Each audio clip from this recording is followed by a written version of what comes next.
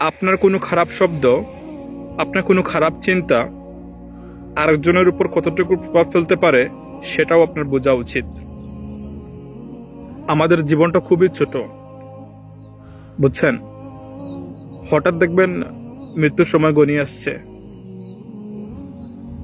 তখন আর কাউকে হয়তো পাবেন না যে ওর কাছে ক্ষমা চাই, ওরা তো আমি খারাপ কিছু বলছি, ওর মন হয়তো ভেঙে গেছে। সবচেয়ে গুরুত্বপূর্ণ যে জিনিসটা সেটা হচ্ছে আপনি আপনার জায়গা থেকে সর্বাত্মক চেষ্টা করেন যে আরেকজনকে, অন্যজনকে যাতে কোনোভাবে ওর মন নষ্ট না হয়, এমন কোনো কিছু আমি যাতে না করি। এই জায়গাটা আপনি সঠিক থাকেন। হ্যাঁ, এই জায়গাটা আপনি খুবই ঠিকঠাক থাকেন, তাহলে আপনি ভালো থাকবেন, অন্যরা ভালো থাকবে। আমরা সবাই হাসি খুশি থাকতে চাই সব সময়।